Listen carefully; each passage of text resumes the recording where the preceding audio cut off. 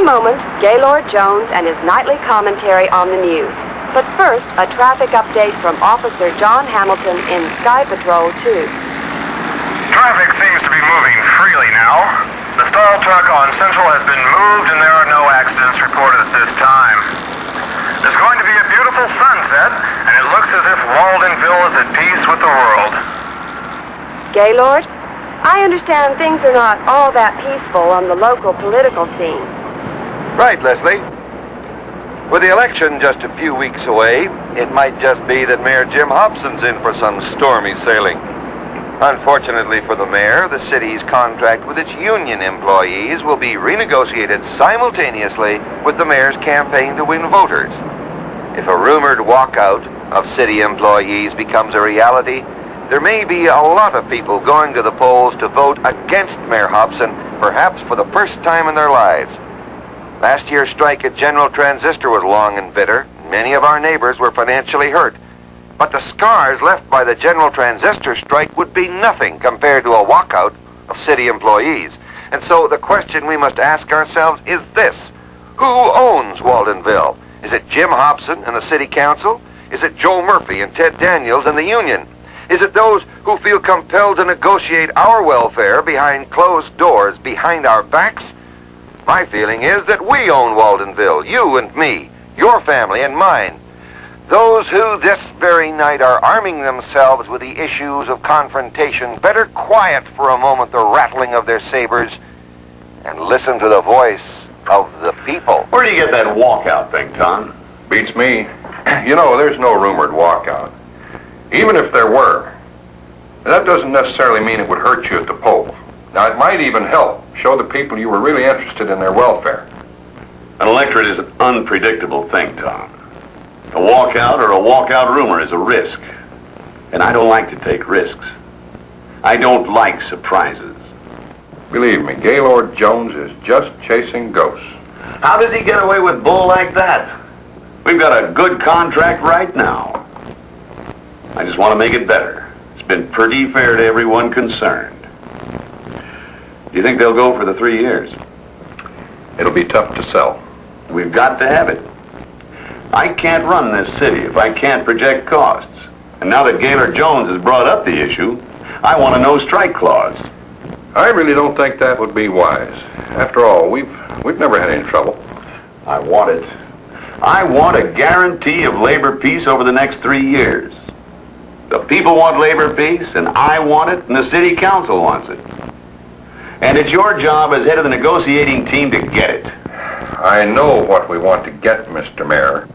Right now, I happen to be a little more concerned about what we must reasonably expect to give. You looking for a bottom line, Calloway? There's just one line as far as you're concerned, Calloway, and that's what's best for the people of this city. Now, you talk about reasonable expectations. Do you think Daniels and Murphy are going to be reasonable down at the Union Hall?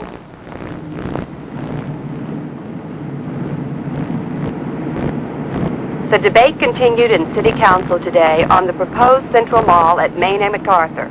Representatives of the Waldenville Retail Merchants Association presented figures which revealed a potential business loss of 21% among businesses adjacent to the mall. Councilwoman Hayes then presented a similar study revealing an 18% potential increase in retail trade.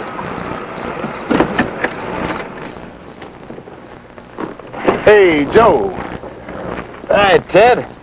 Getting your ducks in a row? Nah, we're getting there. Hey, I'm sorry I couldn't make the meeting last night. I had to go out of town. How'd it go? I think I'm learning about the perils of democracy. I thought we were pretty well prepared. So the committee laid out its proposals and the membership really took off. Then Janet turned them on with that educational benefit thing, and before you know it, everybody in the place had a proposal they wanted to push. Hey, that's good. I don't know. I think I can do some good for this local. I wouldn't have run for president if that wasn't so. But if I go to the table with what some of these guys are asking, we might end up with a worse contract than we got now. You should read some of this stuff. Yeah, I know, Ted. I've been around union halls for a quarter of a century. But you gotta know how they feel. Some member might bring up an idea at a meeting that Sounds completely unreasonable. On the surface, makes no sense at all. But it might just reflect an attitude that you can't ignore when you write up your proposal. You gotta listen to what they feel, not necessarily what they say. Well, they're feeling pretty tough. And if we can't get the city to do something about the employees' appeal board, I won't be president of the local next time around. And they're leaning on me about residency.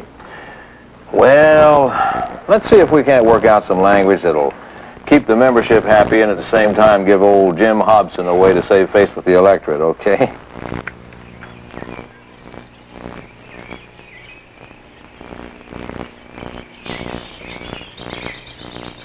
The following is a political announcement paid for by the Hobson for Mayor Committee, J.S. Leonard, Treasurer.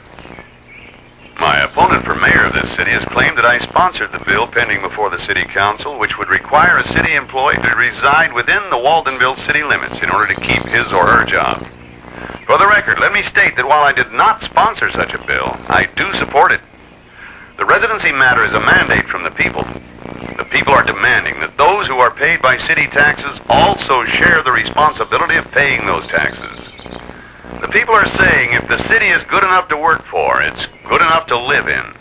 Would my opponent have people fleeing our city to the suburbs, leaving an economic vacuum that could only be filled by more and more welfare, supported by a smaller and smaller tax base? Jim Hobson is for a strong and vigorous Waldenville. That's why I ask for your vote.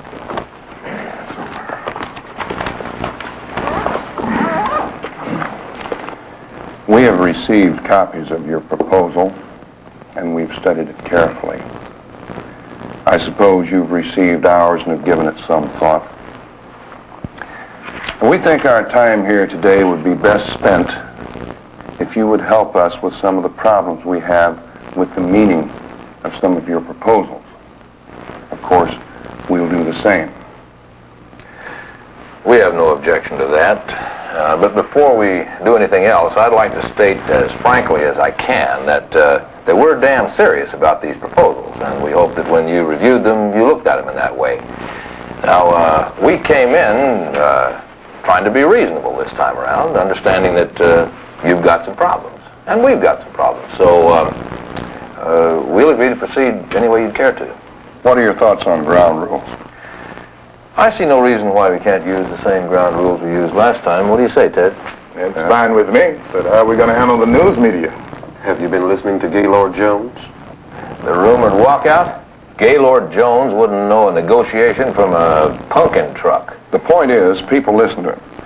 I'd like to believe our discussions here will not become part of his daily commentary. Well, if he doesn't get information from us, he'll just make it up, which would be worse. I suggest we issue joint periodic releases just to keep him honest. We have no objection to that.